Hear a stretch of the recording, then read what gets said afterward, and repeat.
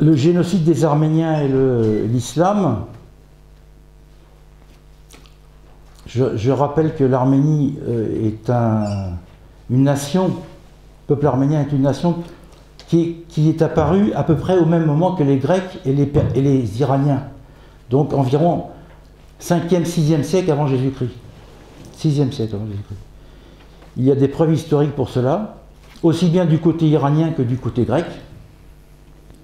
Et curieusement, les deux nations ennemies, les Perses, ont dénommé l'Arménie avec ce titre, Arménie, Arminia ou Armène, parce que le substrat de population du peuple arménien, ce sont les Armènes, c'est-à-dire un rameau des Phrygiens, dont Hérodote nous rapporte qu'ils étaient armés comme les Phrygiens, dont ils portent le costume. C'est pour ça que, c'est la raison pour laquelle, sur les anciens Arméniens, leur chapeau était le bonnet phrygien. Comme les Phrygiens, évidemment. Et l'autre jour, j'ai visité le musée du Louvre, et il y a une statue antique, ce personnage avec le bonnet phrygien. En française, c'est quand même curieux. Symbole de liberté, donc. Et ces Phrygiens ont émigré, ces Armènes, comme Hérodote les appelle, ont émigré vers l'Est, vers le plateau arménien, la région géographique en rouge, c'est ce qu'on appelle le plateau arménien, du point de vue géographique. Ils se sont mélangés avec la population locale, c'est-à-dire les autochtones qui avaient constitué environ de 900 à 600 ce qu'on appelle le royaume d'Urartu. Le royaume d'Urartu, c'est la Gaule des Arméniens. Il y avait un royaume constitué dont on a retrouvé les traces parce qu'ils avaient une écriture cunéiforme, comme les Assyriens et comme les Élamites, etc. Et donc, en particulier, la capitale de l'Arménie actuelle qui s'appelle Yerevan. Yerevan vient du nom Erebuni, qui était une ville du royaume d'Urartu. Là aussi, ce sont les étrangers qui appelaient les gens d'Urartu Urartu, parce que Urartu est une déformation du mot Ararat. Vous savez, c'est le grand volcan éteint qui est le symbole de l'Arménie. Alors je reviens au terme Arménie. Donc ce sont les étrangers qui appellent les Arméniens de ce nom-là. Les Arméniens s'appellent eux-mêmes Hay. Arménien c'est Hay et Arménie Hayastan. On pourrait trouver des analogies avec au pays, Hay. Je ne suis pas linguiste. Donc environ en 500, après la disparition du royaume d'Urartu, concomitamment avec son ennemi intime, la Syrie, à cause des invasions cimmériennes, la population qui n'a plus d'État se mélange avec ces invasions de tribus armènes, un rameau des Phrygiens. Et en 521, aussi bien du côté persan,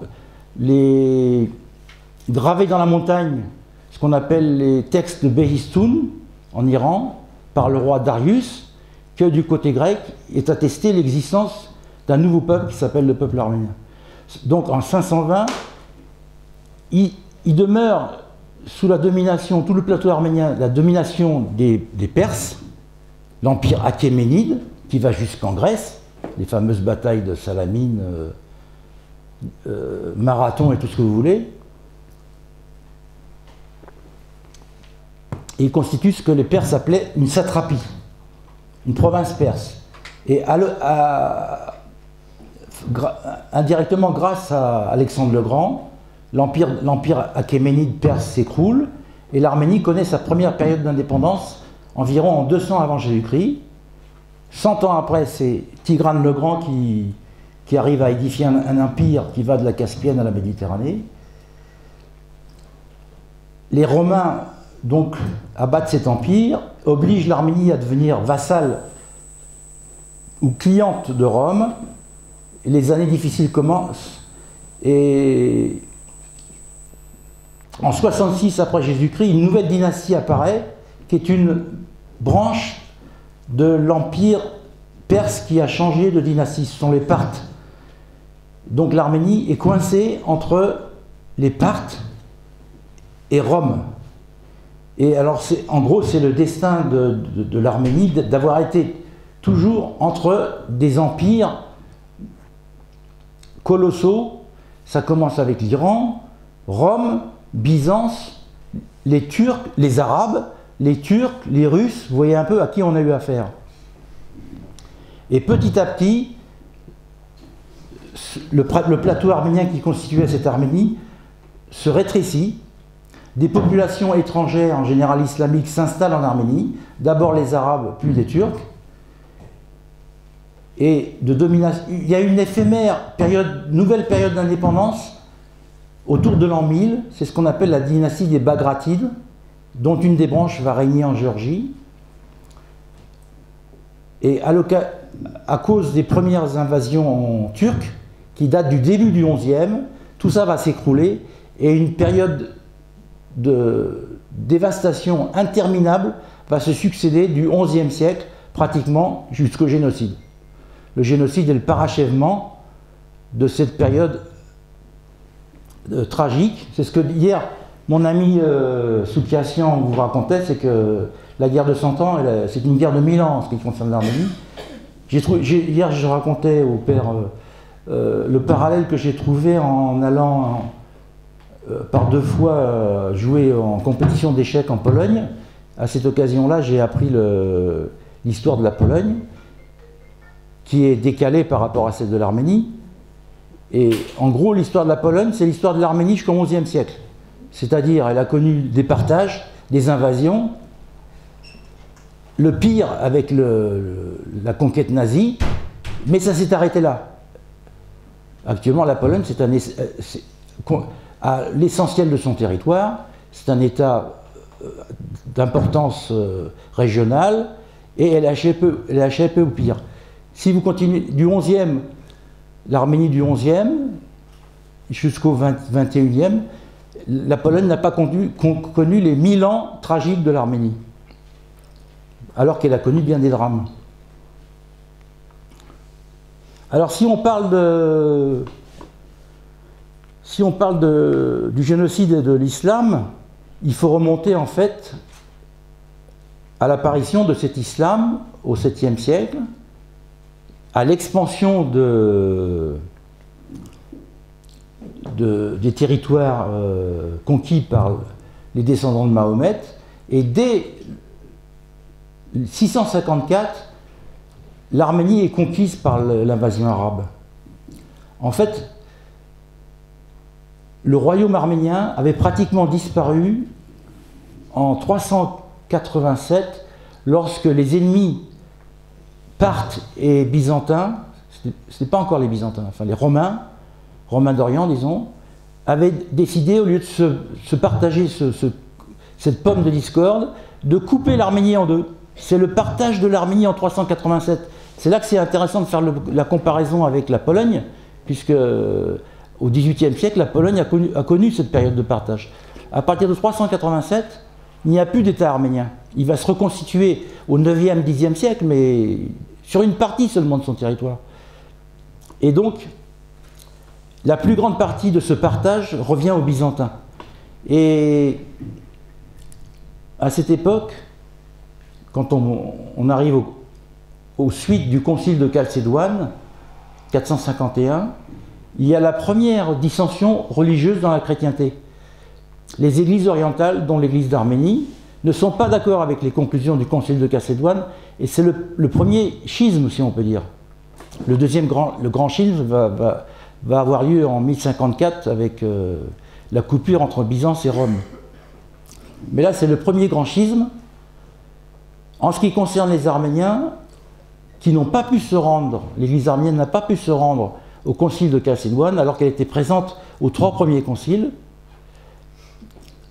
pour la bonne raison que du côté de l'Arménie sous occupation perse,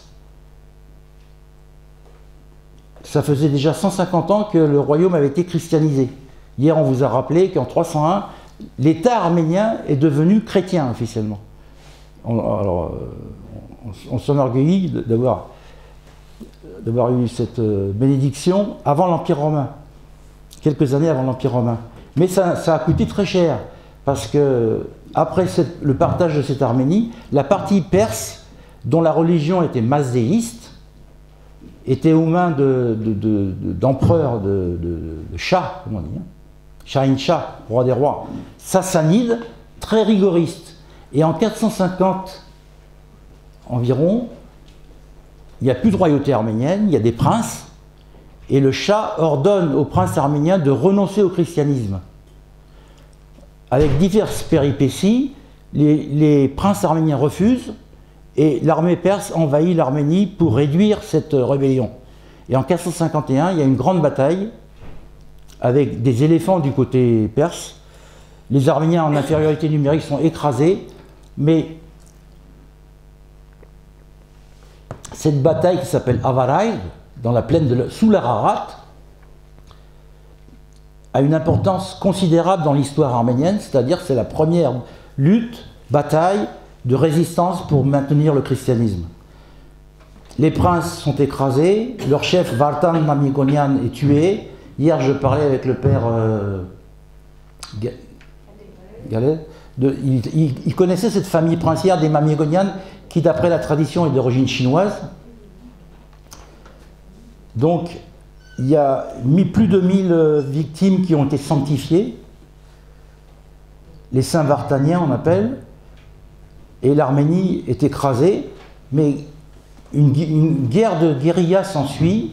Et quelques décennies après, en 485, le neveu de Vartan, qui s'appelle Varan Mamikonian, réussit à imposer à l'État sassanide la liberté religieuse, et lui-même est nommé gouverneur de l'Arménie. Donc c'était une espèce de succès dans la résistance. Et on en arrive aux Arabes. Les Arabes conquièrent l'essentiel du pays et du côté byzantin. Ils conquièrent le territoire arménien, tout le territoire arménien, puisqu'ils battent aussi les Perses. Aux Perses, ils leur imposent l'islam, puisque d'après la religion mahométane, les peuples du livre peuvent conserver leur religion, vous savez, les chrétiens et les juifs pouvaient conserver leur religion. Mais en ce qui concerne les Iraniens qui étaient considérés comme païens, islam obligatoire. Donc le royaume sassanide est détruit et l'Iran est islamisé et on en arrive à différentes dynasties islamiques en Iran, tandis que le territoire arménien peut garder sa religion. Et au début, ça se passe très bien, parce que les Arméniens étaient persécutés au point de vue religieux par les Byzantins. Suite à la cassure du concile de Chalcédoine, les Byzantins voulaient imposer à l'Église arménienne d'accepter les conclusions de Chalcédoine, et comme c'était eux les puissants, il s'en est suivi 2 siècles de persécution. Et lorsque les Arabes ont conquis tout ce territoire, il n'y avait plus de persécution. Paradoxalement, il n'y avait plus de persécution religieuse. Gardez votre religion, tout ce qu'on demande, c'est que vous payiez l'impôt, puisque d'après le Coran, la loi, c'est on respecte la religion des gens du livre, après les avoir humiliés, et leur faire payer l'impôt. Vous payez, ça va. Donc au début, ça se passe très bien. Après, il y a des roitelets arabes qui s'installent en Arménie, et dans les siècles suivants, ça va de plus en plus mal. Il y a des révoltes des princes, il y a des batailles, et au 8e siècle, dans l'une des batailles, la famille Mamikonian dont je vous parlais, Vartan, tout ça, est éliminée. Elle sort de l'histoire. C'est une autre principauté moins importante qui prend de la graine. Ce sont les Bagratides, je vous ai dit, qui deviennent rois en 885. Et qui fondent la capitale de l'Arménie qui s'appelle Aeni, qui est actuellement sur la frontière turque, malheureusement du côté turc, turco-arménienne. Et ce sont les Turcs même actuellement qui essayent de restaurer cette ville qu'on appelait la ville des 1001 églises, mais à leur façon, c'est assez discutable. Donc, on en arrive donc à cette période arabe, et puis de relative indépendance, d'indépendance complète d'ailleurs, quand le prince bagratide devient roi, il est reconnu à la fois par Byzance et par les Arabes, il reçoit une couronne des deux côtés, et il y a un nouveau développement de l'architecture arménienne. Donc l'architecture arménienne, c'est un des fleurons de l'art arménien. Si vous allez en Arménie, le style des églises arméniennes est complètement particulier, on reconnaît tout de suite une église arménienne, et ce style, qui avait déjà commencé avec la christianisation, atteint son apogée à l'époque d'Ani, avec la cathédrale de la ville qui existe encore, qui est plus ou moins en ruine, et où on voit s'élancer les églises arméniennes. Hier, mon ami disait que les églises arméniennes sont petites, mais là, ça prenait de la hauteur. Les arches grandissaient, enfin, c'était le progrès architectural. Et les architectes du XIe siècle, 10e, 11e siècle, commençaient à dominer la hauteur, tout en sachant qu'il faut se préserver des tremblements de terre. C'est pour ça que les églises arméniennes ont deux murs, contrairement aux églises syriaques qui sont faites tout d'un bloc, parce que du côté sud, il y a peu de tremblements de terre. Les églises arméniennes sont toujours constituées de deux murs, et au milieu, un espèce de ciment. À base ils faisaient un ciment qu'on appelle gizd, de la chaux et des pierres, etc., pour résister aux tremblements de terre. Donc, et grâce à cette technique, ils arrivaient à faire des églises de plus en plus hautes. Mais au XIe siècle, il se produit une catastrophe, c'est la première invasion turque. Voilà. Les Turcs qui se baladaient depuis des siècles, pensez à Attila, de la Chine à l'Occident, commencent à adopter la religion musulmane. Ce qui leur donne une foi bien constituée et ce qui renforce leur côté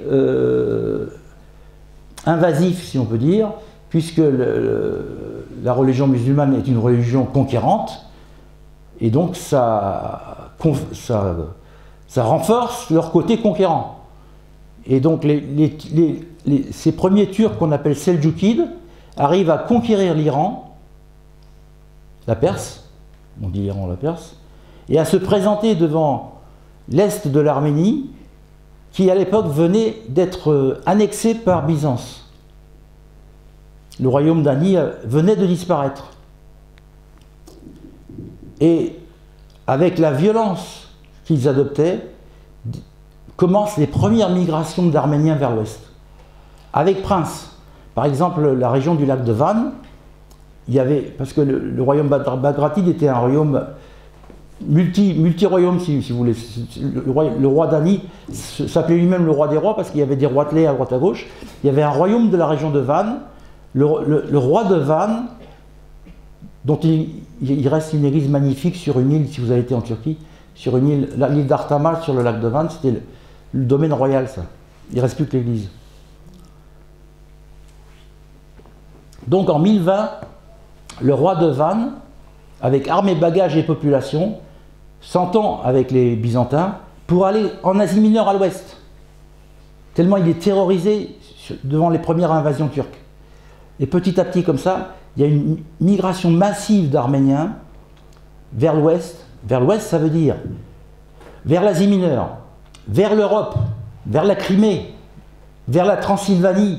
Et c'est comme ça que ont commencé à se constituer les premières colonies arméniennes en Europe, massivement en Pologne, en Transylvanie. En Transylvanie, c'est la Roumanie maintenant. Il y a une ville qui s'appelait Armenienstadt jusqu'au XVIIIe siècle.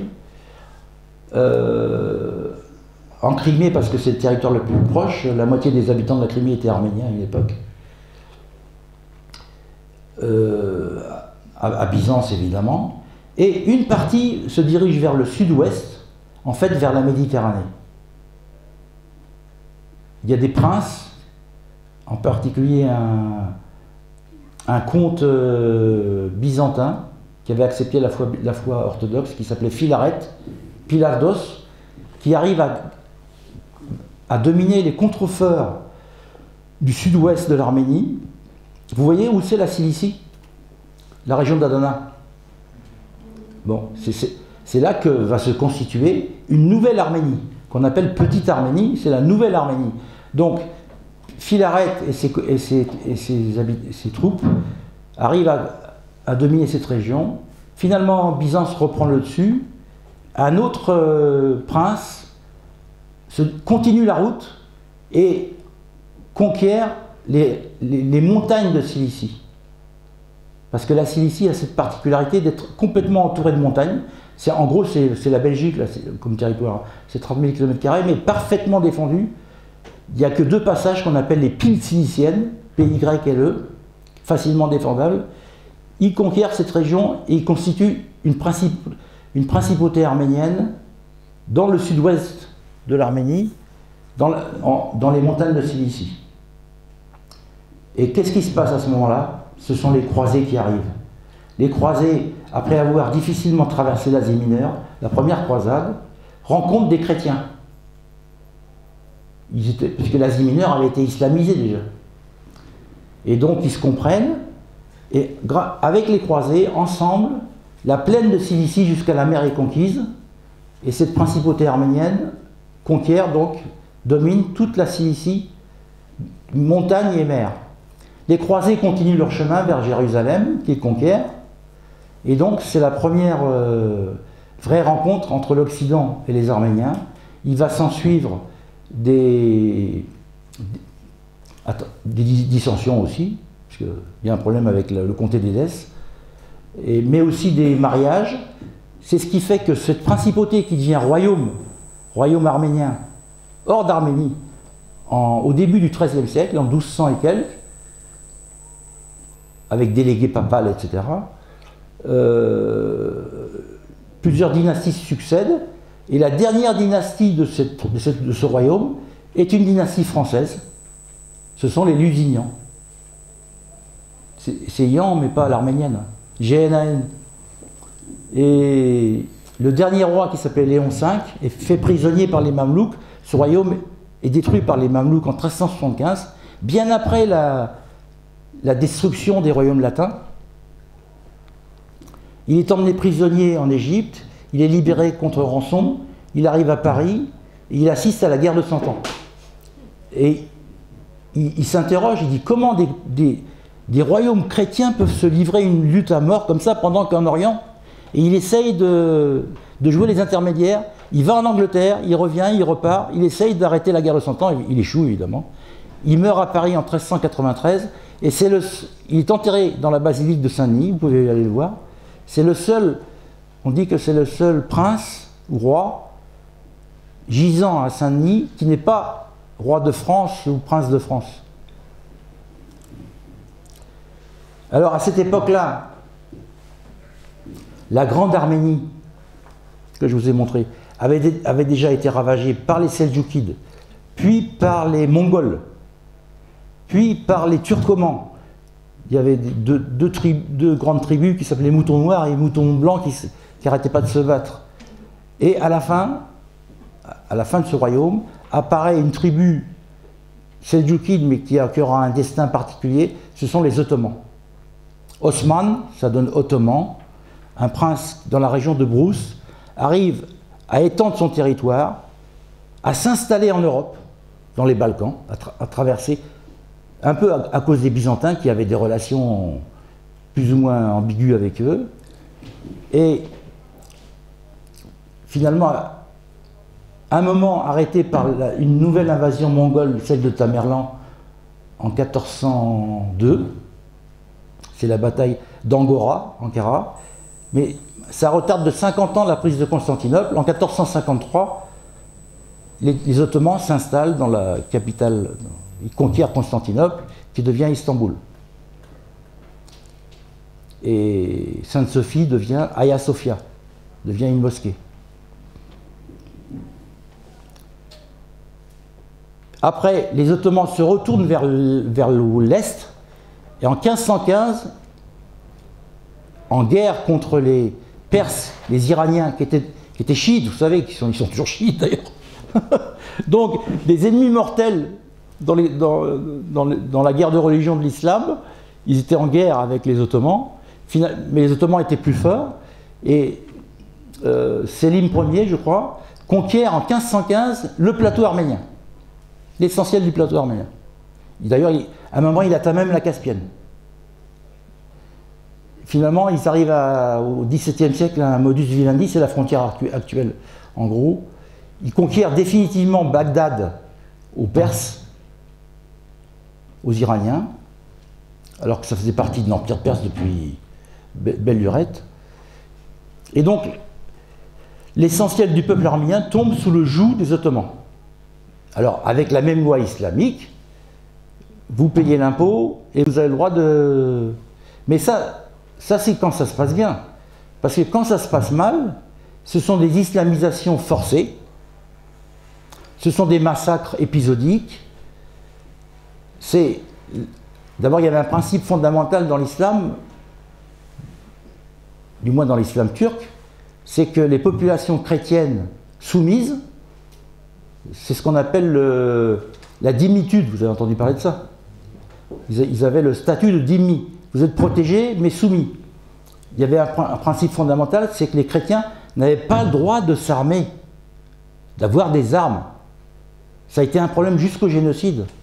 C'est-à-dire, quand vous n'avez pas d'armes, vous êtes à la merci du maître. Quand ça lui chante, il vous massacre.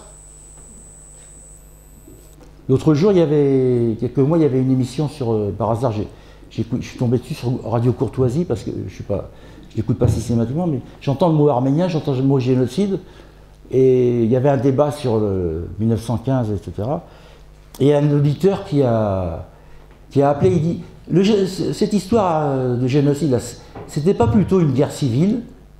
Et un spécialiste lui a répliqué, j'avais jamais pensé à ça, monsieur, il n'y a pas de guerre civile quand une des deux parties n'a pas d'armes.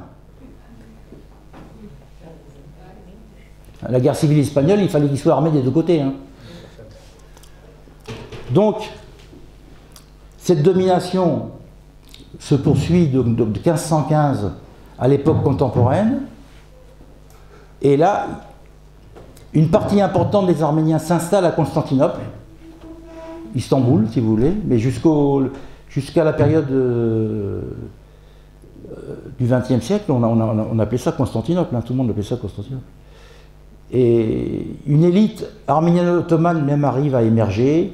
Il y en a qui étaient les trésoriers du sultan. Il y a une dynastie qu'on appelle les Amirats, une dynastie arménienne, chrétienne, ottomane, a réussi pendant plusieurs siècles à se succéder. Parmi eux, il y avait des grands architectes.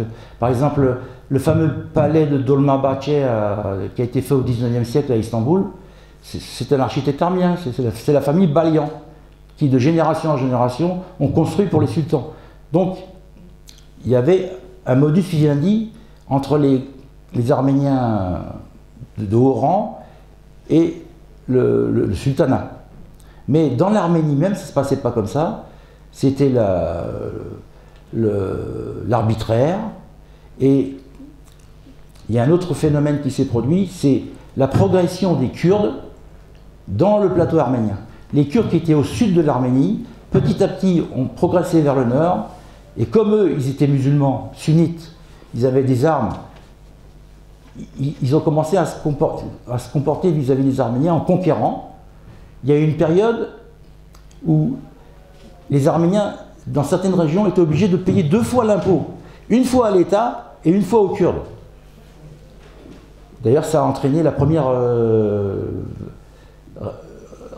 rébellion arménienne qui a entraîné les premiers grands massacres de la fin du 19e.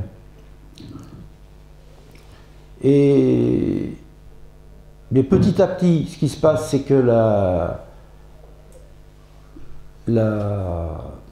l'Empire ottoman s'est affaibli par rapport à la Renaissance, à l'Occident qui devenait de plus en plus fort, y compris militairement. Donc, il apparaît au XVIIIe, XIXe siècle ce qu'on a appelé la question d'Orient. Vous avez entendu parler de la question d'Orient? La question d'Orient, en gros, c'est le problème de l'émancipation des nations chrétiennes d'Europe et aussi d'Asie. En Asie, bon, en Europe, vous savez lesquels, les Grecs, les Bulgares, les Serbes, etc., les Macédoniens. Et en Orient, les Arméniens,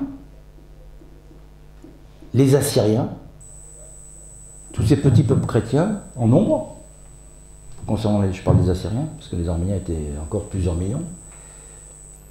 Et au sud, les Libanais chrétiens, les Arabes chrétiens, etc. Sans parler des Coptes d'Égypte. Donc c'est la question d'Orient qui va animer pendant plusieurs siècles ce déclin de l'Empire ottoman. Et les Arméniens aussi pensent à ça. Ils envoient, au début du XVIIIe, ils envoient une délégation en Europe. Il y a un prince qui va à la cour de Louis XIV pour demander de l'aide.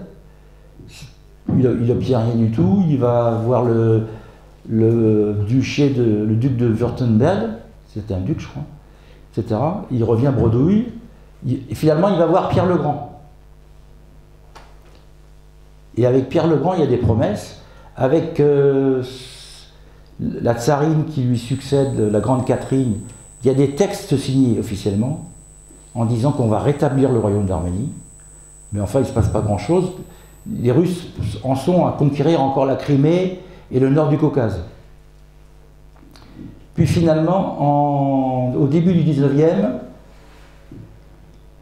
ils conquièrent l'Arménie du Caucase, c'est-à-dire la République d'Arménie actuellement. Il y a Erevan et la région, qui devient ce que les Russes appellent un gouvernorat. Il y a une Russe ici, ils connaissent. Gobernator. Comme ça qu'on dit, non? Non? Le gouvernement, ils appelaient ça par gouvernement. Les régions s'appelaient des gouvernements. Traduisez. Il y a un accord qui s'établit, puisque le Vatican arménien, hier on vous en a parlé, on vous a dit le mot plusieurs fois, Etchmiadzin, tombe dans ce territoire. Etchmiadzin est à côté d'Erevan. Entre parenthèses, Etchmiadzin veut dire Ichav Miadzin Voltin, ici est descendu le Fils unique. Donc il y a une tradition selon laquelle Jésus serait passé par là. Donc il y a un accord entre l'église arménienne et le tsar, qu'on appelle bologénien. Mais l'essentiel de l'Arménie est encore aux mains des Turcs. Une petite partie en Iran. On pratique les 3 lacs. Chacun a son lac. Le pivot du traité de paix de 1830, c'est le mont Ararat. C'est le mont Ararat qui partageait les 3 empires. D'ailleurs, on raconte même que Nicolas Ier, le tsar, après la conquête de ce territoire, vient dans cette région, il veut voir l'Ararat. Et il n'a pas de chance, il n'y avait que des nuages, il n'a pas pu voir l'Ararat, et il a déclaré, si le tsar n'a pas vu l'Ararat, l'Ararat non plus n'a pas vu le tsar. C'est une déclaration fameuse. Finalement, quelques années après, il y a un Russe qui grimpe sur l'Ararat et qui installe le drapeau russe. Alors du côté turc, l'état d'oppression continue et s'aggrave, je vous ai dit, avec cette progression des Kurdes. Et par contre, je ne vous ai pas dit que lorsque le sultan Mohamed II a conquis Constantinople, quelques années après, il a installé dans sa capitale un patriarcat arménien et un patriarcat grec. Aux Grecs, il a dit « Occupez-vous de tous les orthodoxes, grecs ou pas grecs », et aux Arméniens, les Arméniens et les autres nations assyriennes, etc., c'est-à-dire au point de vue religieux, occupez-vous-en. Et donc, ce patriarcat arménien de Constantinople s'est installé environ en 1460, et à ce patriarcat arrivaient des milliers de lettres venant des provinces arméniennes en disant « il se passe ci, il se passe ça, il y a eu tel meurtre, tel enlèvement, tel... » Et donc, ça fait progresser dans la capitale ce sentiment d'injustice. Et c'est là qu'un rameau de la question d'Orient apparaît, c'est ce qu'on appelle la question arménienne. La question arménienne va être officialisée lors du traité de Berlin en 1878. Parce qu'en 1877, il y a une nouvelle guerre entre la Russie et l'Empire ottoman. Les Russes sont vainqueurs. Ils imposent un traité à eux à San Stefano, c'est-à-dire tout près de Constantinople. Mais l'Angleterre, qui jouait toujours les intermédiaires fâcheux dans la région, impose à la Russie de renégocier le traité. Ça se passe à Berlin, avec les auspices de Bismarck, qui agit en tant que personnalité neutre. Il est connu qu'il a dit toute cette question d'Orient ne vaut pas les os d'un seul soldat poméranien. Donc il a joué les bons offices. Et dans ce traité renégocié, l'article 61 concerne les Arméniens. Pour la première fois, à l'époque moderne, les Arméniens apparaissent dans un traité.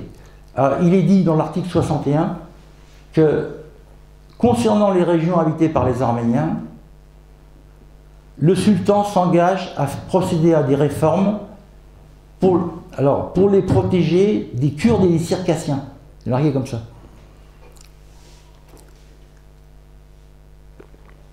Les Circassiens, c'est ce qu'on appelle les Tcherkesses.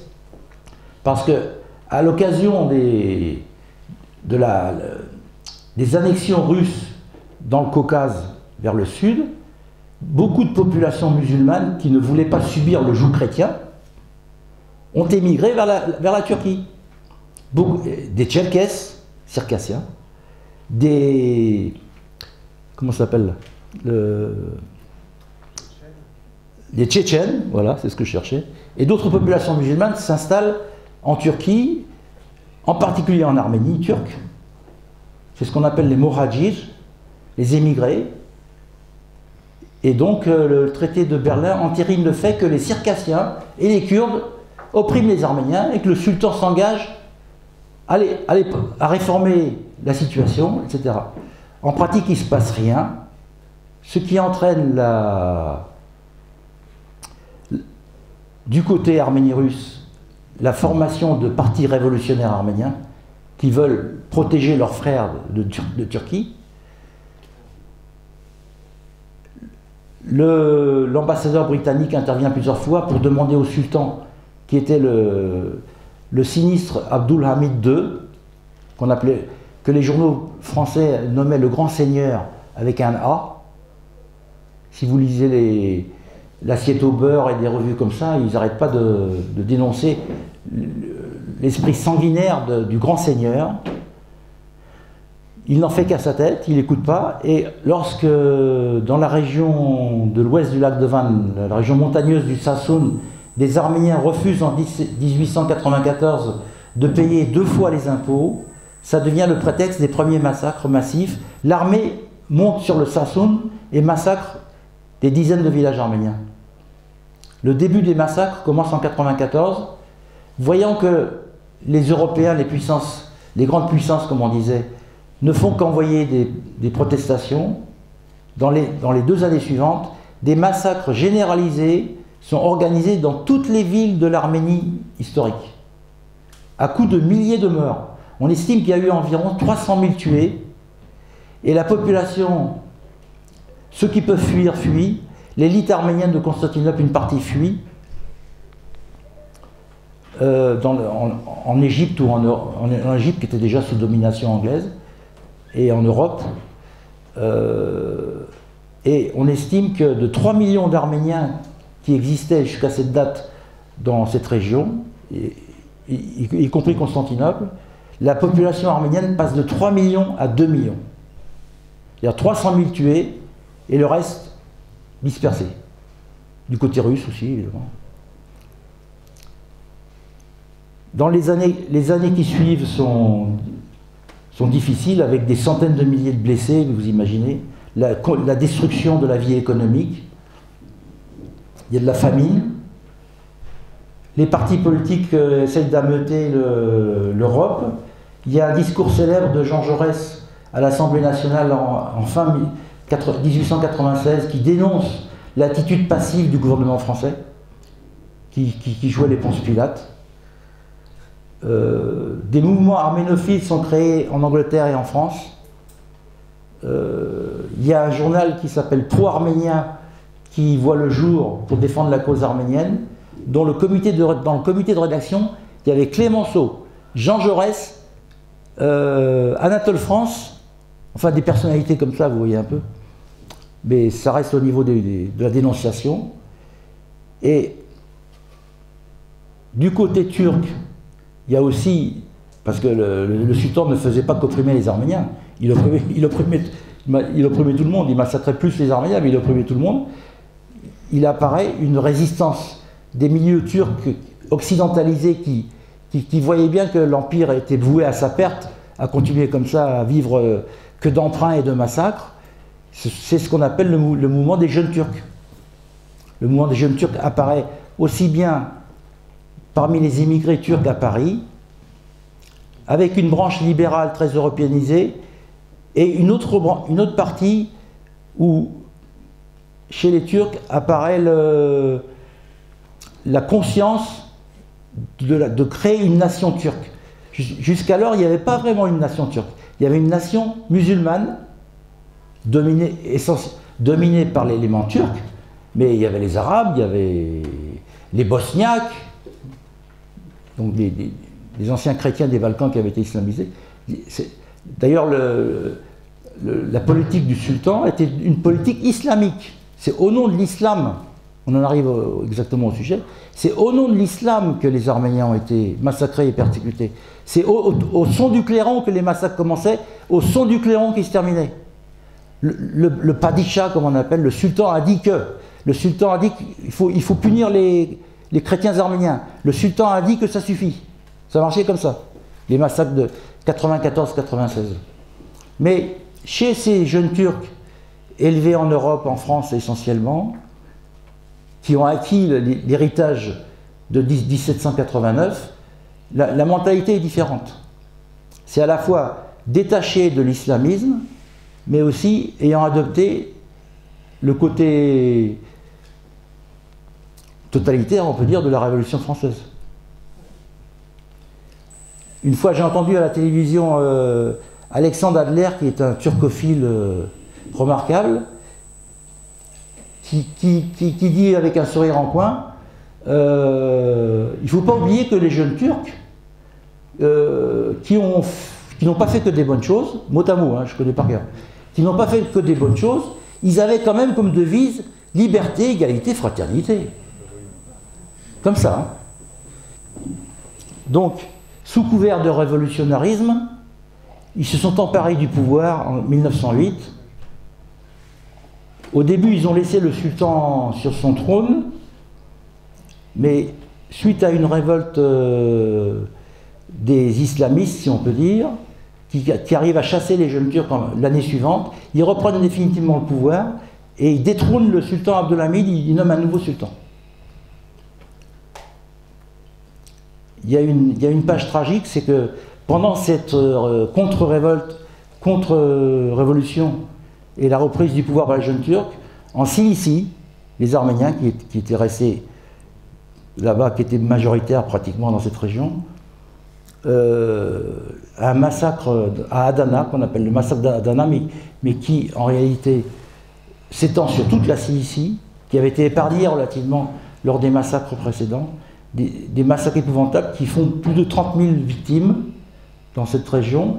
Et alors, c'est un choc terrible parce que la révolution, essentiellement à Istanbul, où tous les peuples, aussi bien les musulmans que les chrétiens, avaient espéré voir une page de progrès, de justice et de libération, ils tombent des nues, d'autant plus qu'il a été établi que les auteurs des massacres de Cilicie étaient des jeunes Turcs de Cilicie. On n'a pas prouvé que l'ordre venait d'en haut, mais on a prouvé que c'était les jeunes Turcs locaux. Donc ça jette une douche froide. On passe là-dessus, des élections générales s'organisent, et 14 députés arméniens rentrent dans le Parlement ottoman, donc les années suivantes laissent espérer la fin des exactions. Mais la situation dans le territoire de la Grande Arménie ne s'améliore pas.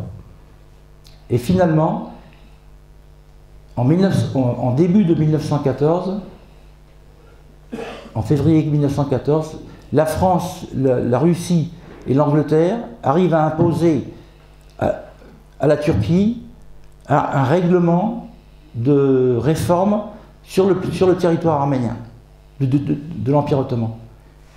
Ils arrivent à faire nommer 2 gouverneurs occidentaux, l'un hollandais, l'autre norvégien, des puissances neutres, donc en séparant en 2 le territoire des provinces arméniennes, pour procéder aux réformes, pour qu'il y ait une gendarmerie mixte, pour que les exactions s'arrêtent. Mais février 14, le premier arrive, vous savez ce qui se passe, il y a Sarajevo. Donc celui qui était arrivé est renvoyé, l'autre n'arrive jamais sur place. Et la Turquie, qui venait d'être sévèrement battue dans les guerres balkaniques, 1912 essentiellement, rêve de revanche. Les jeunes Turcs arrivent à prendre complètement le pouvoir, à former une dictature avec un triumvirat des trois principaux responsables qu'on appelle Talat, qui était ministre de l'Intérieur, Enver, généralissime, et Cemal, ministre de la Marine.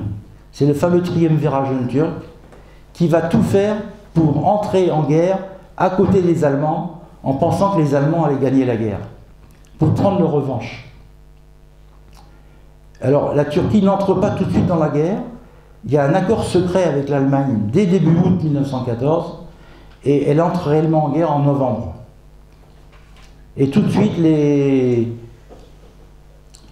la situation d'urgence est décrétée dans tout le territoire. Pratiquement tous les commerces des chrétiens grecs et arméniens sont confisqués. Les exactions augmentent. Et bien que les Arméniens, suite à cette révolution jeune turque, il avait été décidé que les chrétiens feraient partie de l'armée, seraient mobilisables, ils feraient partie de l'armée. Il y a des centaines de milliers d'Arméniens qui sont mobilisés, qui se battent d'ailleurs dans l'armée turque aussi bien aux Dardanelles qu'au Caucase. Mais ça va être l'occasion pour les jeunes Turcs d'accomplir plus facilement le génocide, parce que les hommes valides étaient dans l'armée, et ils ont été tués dans l'armée d'ailleurs, en début 1915. Donc, cette autorité jeune turque, qui donc était révolutionnaire à la 1793, beaucoup étaient athées, la plupart étaient francs-maçons, et quand je dis ça, je ne fais pas de l'antimaçonnisme primaire ou secondaire, hein. C'est un fait. Si vous regardez le dictionnaire des francs-maçons, il y a un dictionnaire des francs-maçons, vous voyez Talat Pacha, 33e degré dans la maçonnerie, c'est-à-dire tout là-haut. Alors, je ne dis pas comme certains racontent que c'est les francs-maçons qui organisaient le génocide, pas du tout. Les Turcs ont utilisé cette mouvance pour mieux accomplir leur tâche. D'ailleurs, il y a eu une délégation il y a quelques années de francs-maçons français du Grand Orient qui a été en Arménie pour demander pardon d'avoir été indirectement complices de la chose. Mais c'est comme ça, ils étaient francs-maçons, et aussi les principaux chefs révolutionnaires arméniens aussi étaient maçons. Donc ils s'entendaient comme frères de loge. Le principal député arménien, qui s'appelait Grigol Zorab, qui était un grand écrivain et un avocat célèbre à Constantinople, lorsqu'il y a eu le début des déportations, a été voir son frère de loge, Talat. Il lui a dit, mais qu'est-ce qui se passe? Comment? En se demandant, mais comment? Et finalement, lui-même, il est déporté, il est assassiné, mais il demande à son frère, mais comment, nous, frères de loge, tu peux faire un truc comme ça? Mais dans l'esprit des jeunes Turcs, la franc-maçonnerie, c'était un problème secondaire.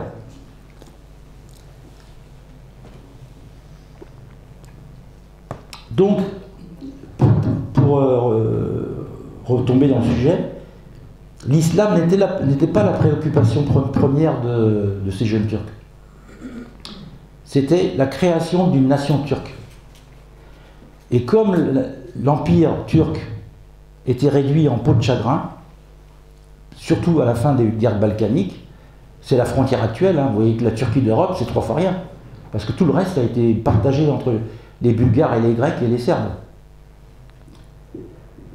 Donc, on passe de l'islamisme ottoman au nationalisme turc. Et pour conserver ce qui restait de la Turquie, en particulier le plateau arménien, naît dans l'idéologie de ces fanatiques l'idée de supprimer la question arménienne en supprimant les Arméniens. Et c'était faisable, puisque déjà les Arméniens avaient été saignés à blanc. Je vous disais, il n'était plus que 2 millions au lieu de 3. L'état de guerre permettait à l'État de procéder à n'importe quelle mesure. On a vu ça dans des États moins dictatoriaux. Quand c'est la guerre, on se permet tout. Alors, a fortiori, par ces sanguinaires, les hommes sont mobilisés. Au début, le génocide commence en mars 1915. Donc déjà, la Turquie est en pleine guerre. Et il y avait un rêve qu'on appelle le rêve pantouranien. Ces jeunes Turcs espéraient recréer un empire, puisque l'Europe, ils l'avaient perdu, recréer un empire avec le Turkestan, c'est-à-dire la Turquie des origines, qui appartenait essentiellement à l'Empire russe. Tachkent, les 4 républiques d'origine turque actuelles, Ouzbékistan, Kazakhstan, Turkménistan et Kirghizistan, tandis que il y en a un qui est iranien de langue, le 5e. Il y en a un qui est iranophone, il y a un des 5. Il y a 4 turcophones. Tadjikistan, iranophone.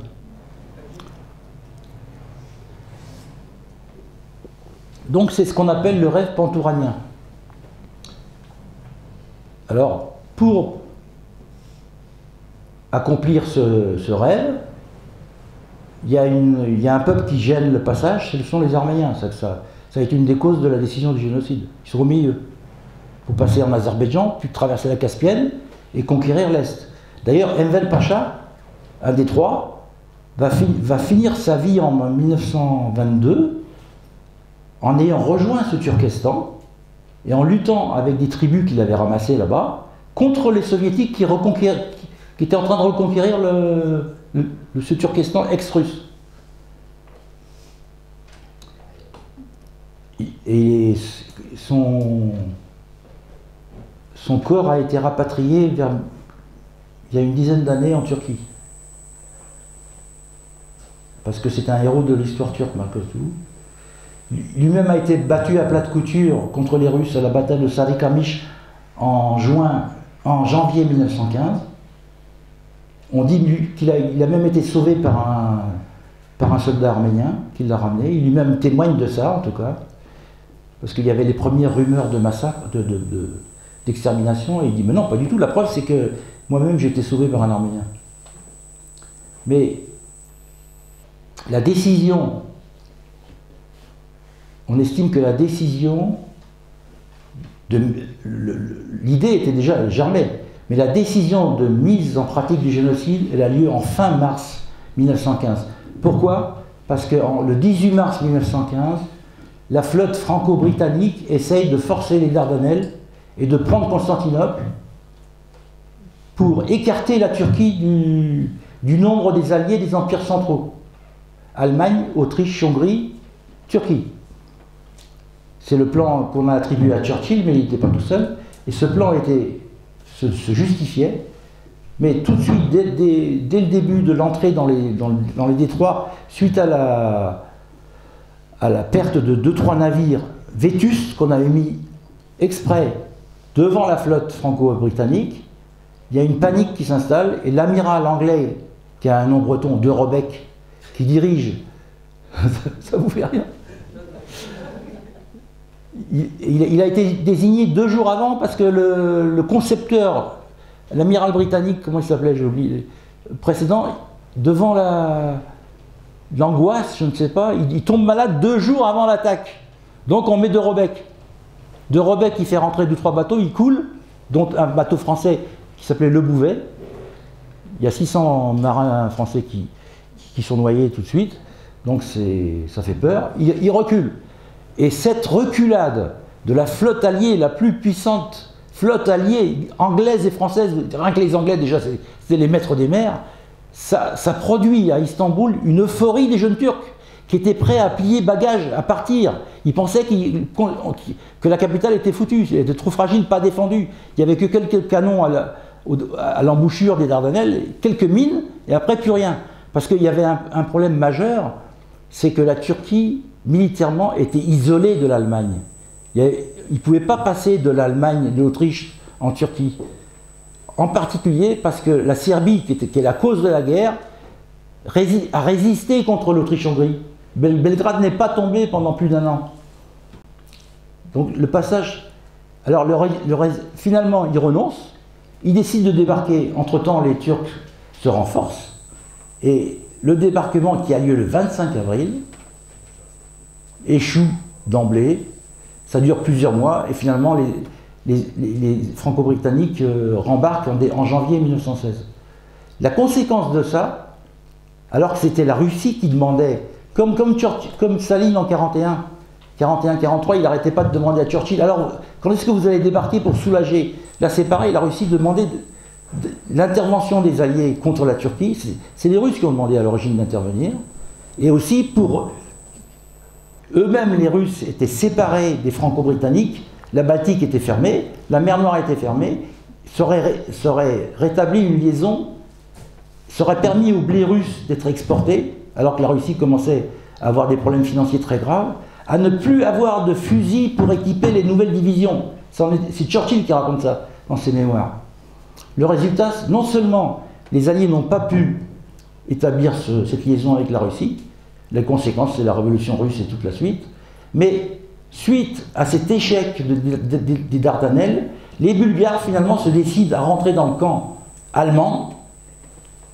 Les Serbes, cette fois-ci, sont attaqués des deux côtés. La Serbie s'écroule. Et la jonction se fait de Berlin, j'ai écrit quelque part, de Bruxelles à la Mecque, jusqu'en 1918.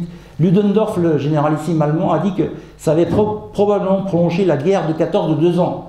C'est-à-dire on aurait dû perdre 2 ans avant. Vous voyez un peu l'importance. Donc, suite à cette euphorie turque, le 18 mars, l'échec, la dernière semaine de mars, différents historiens estiment que la prise de passage à l'acte est décidée. Et ça commence par un test d'une ville montagneuse de Cilicie qui s'appelait Zeytoun, qui est très connue chez les Arméniens. C'était un bourg montagneux entièrement arménien qui avait plusieurs fois résisté contre... et les massacres de 95 et 1908 et 1909, ils décident de tester, non plus d'essayer de massacrer sur place les populations, mais d'ordonner la déportation des gens.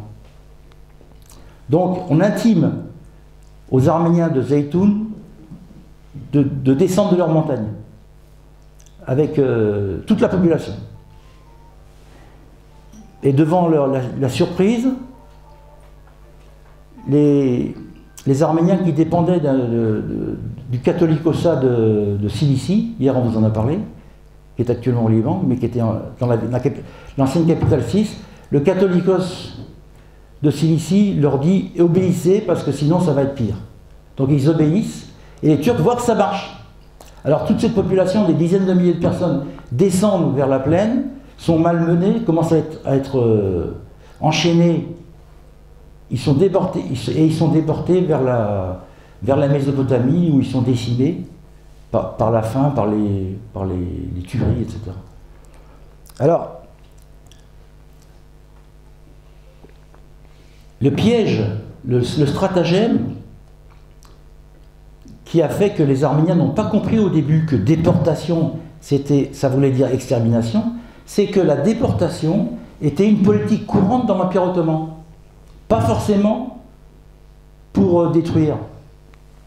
Par exemple, vous avez de la Méditerranée à l'Irak, vous avez une bande de Turkmènes qui existe jusqu'à nos jours. On parle dans le territoire du Kurdistan irakien des Turkmènes. Il y a des Turkmènes. Ces Turkmènes, ils continuent jusqu'à la Méditerranée. D'où ils sortent? Les Turkmènes, ce n'est pas des Turcs, c'est un autre rameau de la turcité, si on peut dire. Eh bien, vers le XVIIe siècle, je n'ai pas la date précise, le sultan de l'époque, pour contrer les Alaouites, vous savez que les Alaouites c'est un rameau des chiites, le président de Syrie est alaouite. Les Alaouites ont été persécutés comme étant hérétiques pendant tout l'Empire ottoman. Pour contrer ces Alaouites, le sultan a ordonné à des Turkmènes d'occuper toute cette bande, dont il y a des traces encore aujourd'hui, ils sont plus d'1 million. Donc la déportation, c'était une manière de gouverner. Il y a d'autres exemples de déportation. Donc là, on va déporter les Arméniens. Bon, ça ne veut pas dire qu'on va les tuer. En fait, le plan diabolique des jeunes Turcs, c'est d'exterminer les Arméniens par la déportation. Et encore pas partout, parce qu'il y a des régions où il y a une région arménienne à l'ouest du lac de Van qui s'appelle la ville de Mouche, mais Mouche sans eux, qui s'appelle comme ça encore en Turquie, qui était entièrement arménienne, où là, on ne demande même pas à la population d'être déportée, on détruit les quartiers arméniens à coups de canon. Il y a différentes méthodes. Le problème, c'était qu'il fallait d'abord complètement anéantir les Arméniens des provinces arméniennes. C'était ça le problème. Parce que la décision n'est pas religieuse, elle est politique. Mais pour arriver à ce but, on a utilisé l'antagonisme religieux qu'il y avait depuis toujours entre les musulmans turcs et les Arméniens.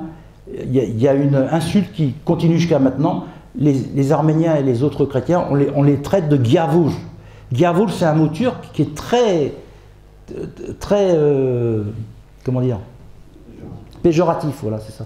Jusqu'à maintenant, c'est un Giavouj, c'est plus fort qu'un infidèle. Là. Les croisés aussi, ils appelaient les autres infidèles. Ça n'a pas le même sens péjoratif. Un Giavouj, Herménie Giavouj, alors là, c'est le record, là. C'est l'insulte suprême. Donc, il y avait ce dédain et cette animosité naturelle qu'il y a déjà malheureusement souvent entre les religions.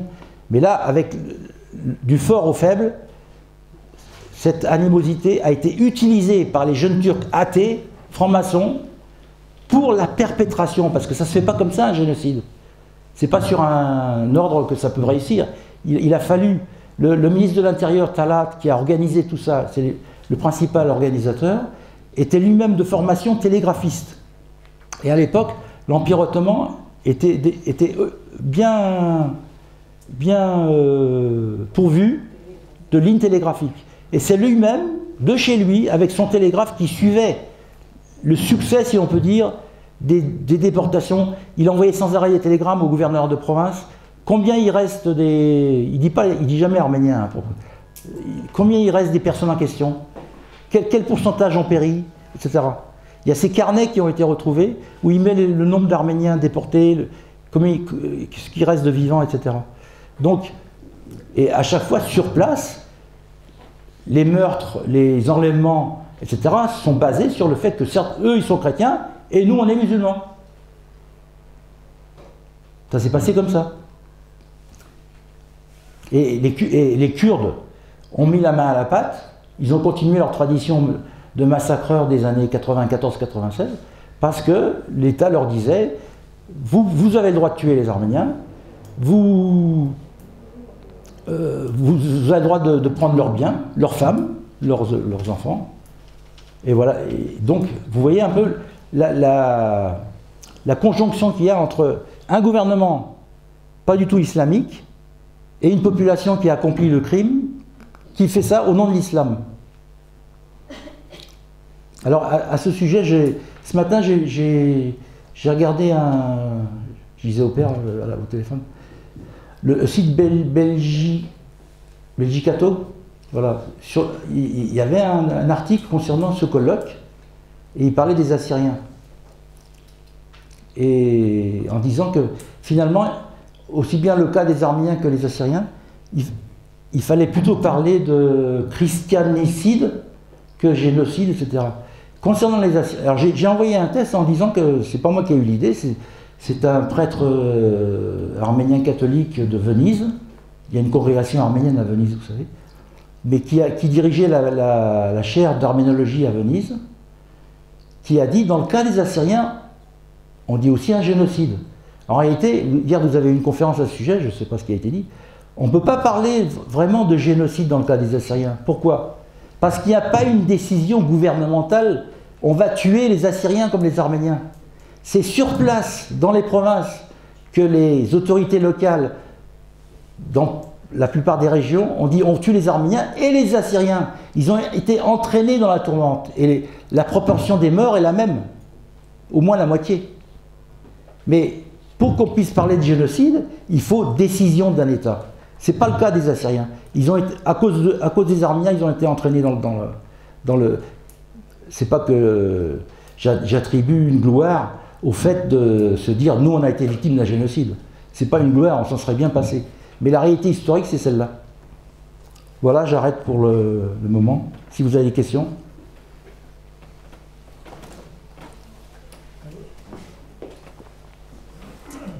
Quand vous insistez sur la dimension plutôt nationaliste que islamiste de cette entreprise, qu'en est-il aujourd'hui chez Erdogan? Oula! Là, il y a un retour au sultanat, là. Parce que la suite des jeunes Turcs, c'est Mustafa Kemal. Mustafa Kemal qui n'était qu'un jeune Turc accessoire et qui n'était pas d'accord avec leur politique, germanophile, mais qui s'est quand même battu et qui est devenu célèbre en participant à la bataille des Dardanelles. C'est comme ça qu'il a écrit sa gloire, qu'il est devenu Pacha. Pacha, c'est un titre de général victorieux. Mustafa Kemal est devenu Mustafa Kemal Pacha. Et après, il s'est intitulé Atatürk, le père des Turcs. Ça, c'est quand il est devenu président de la République. Donc, lui-même était de formation occidentale, il parlait français, et il a voulu, suite à la chute de l'Empire ottoman, il a refusé, c'était un patriote, il a refusé les conclusions du traité de Sèvres qui mettait un terme à la guerre entre les Alliés et la Turquie, comme le traité de Versailles pour l'Allemagne. Il a refusé ça. Comme il n'y avait pas d'armée alliée, seul Constantinople était sous occupation alliée. Il a fui en Asie mineure, avec les éléments épars des armées turques vaincues en 1918, il a constitué un mouvement national et il a réussi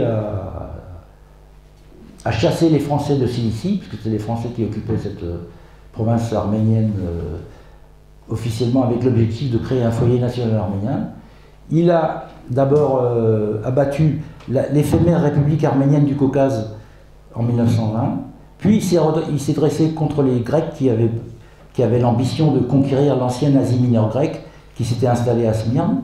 Il les a chassés de Smyrne, et donc il a réussi à imposer la révision du traité de Sèvres, qui s'est transformé en traité de Lausanne en 1923, et avec son entendement, il a imposé à la Turquie une révolution laïque à la turque, avec contrôle de la religion. Donc les Turcs ont été obligés de quitter leurs fesses, vous savez, le chapeau, à adopter le béret. Les femmes ont eu l'autorisation de se balader non voilées, du moins dans les villes. Et donc c'est devenu la Turquie kémaïste laïque. Mais il y a un retour de bâton qui vient du fond de la population, qui surtout dans les bourgs et les villages, est demeurée profondément musulmane. Et donc c'est le raz-de-marée islamique qui a échoué plusieurs fois à coup de coups d'État de l'armée, qui par principe contrôlait la démocratie entre guillemets. Mais finalement, le troisième essai, c'est Erdogan qui a réussi à avoir la majorité et qui ressort le côté islamiste musulman turc avec nostalgie ottomane. On dit qu'il veut rétablir l'Empire ottoman, n'est-ce pas? Il y a eu des essais, du moins au niveau des influences, d'avoir la Turquie modèle islamique moderne. Ils se sont comparés, comme il y a des démocrates chrétiens en Europe occidentale, nous on est musulmans, démocrates musulmans, il n'y a pas de problème. Et donc c'est la situation actuelle. En même temps qu'il a réussi à faire en sorte que, au point de vue économique, la Turquie connaisse un progrès assez rapide. Donc les masses se sont enrichies, la classe moyenne s'est développée. Il était d'abord maire d'Istanbul. Il a réussi en tant que maire, et finalement il a réussi à prendre le pouvoir. Donc c'est un regain islamique de la nation turque. Et son jeu est assez clair. Il s'est fâché avec Israël alors que stratégiquement la Turquie était l'allié d'Israël.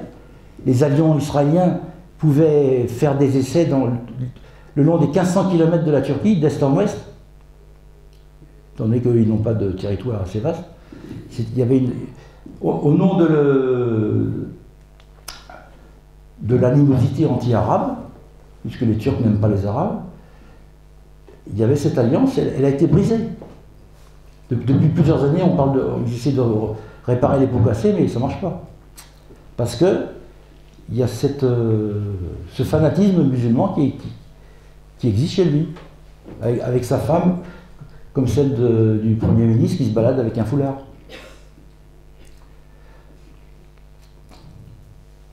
Combien il reste de chrétiens, le pourcentage de chrétiens en Turquie? C'est en dessous de 0.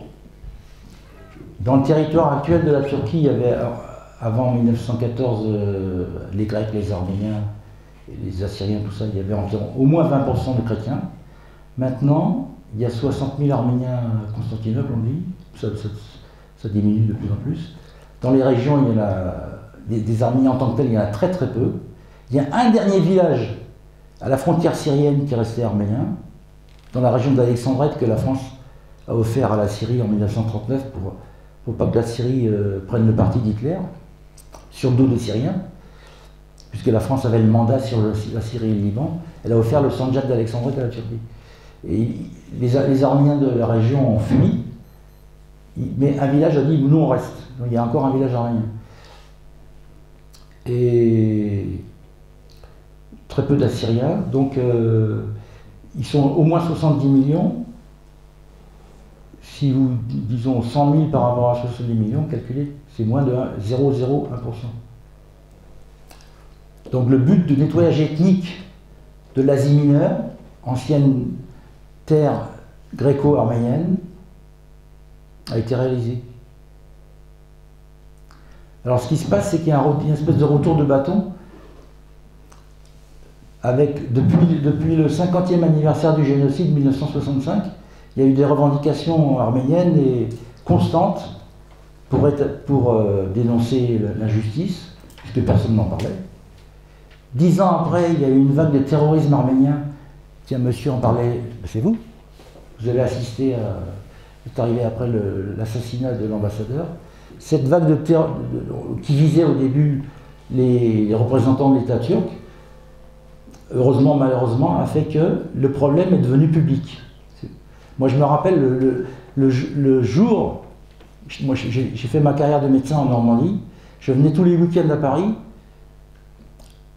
À midi, j'avais des collègues qui me disaient, dis donc, il paraît que l'ambassadeur de Vienne a été assassiné, turc de Vienne. Ah bon? J'arrive à Paris, je vois François, l'ambassadeur turc de Paris a été assassiné. Je dis, ils se sont trompés entre Vienne et Paris. Le même jour, ils avaient assassiné 2 ambassadeurs. J'arrive aux 20h, aux actualités, Poivre d'Arvor, pour la première fois à 20h, Poivre d'Arvor a parlé 5 minutes de la question arménienne.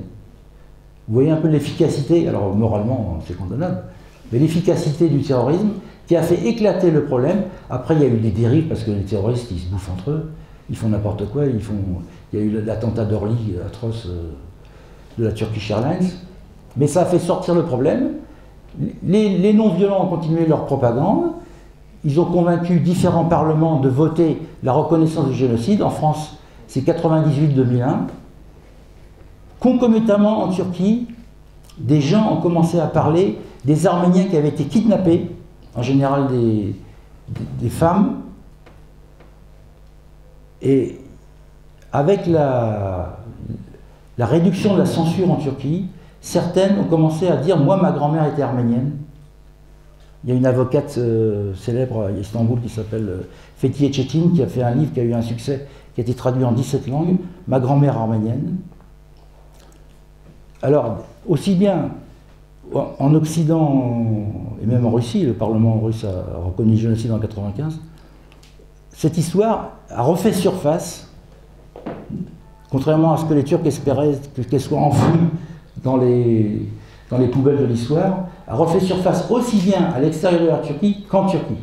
Et lorsque, Le journaliste Randink, hier il en a parlé, a été assassiné en 2007 alors qu'il avait créé un journal arméno-turc en 2 langues pour réconcilier les 2 parties par le dialogue. Il a été assassiné parce qu'il disait trop ce qu'il pense. Hier il l'a rappelé, l'incroyable est survenu, 100 000 Turcs ont défilé dans les rues.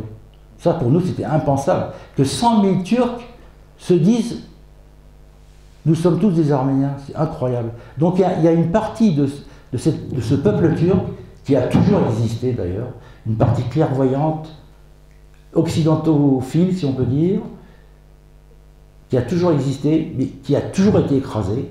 Et là, à notre époque, c'est moins facile d'écraser ça. On arrive au mouvement actuel de Turquie, à ce qu'un parti moitié kurde, moitié libéral, arrive à envoyer des dizaines de députés au Parlement turc. C'est cette situation plutôt favorable qu'on trouve aujourd'hui et qui a en face d'elle, paradoxalement, cet islamiste forcené, qui est Erdogan.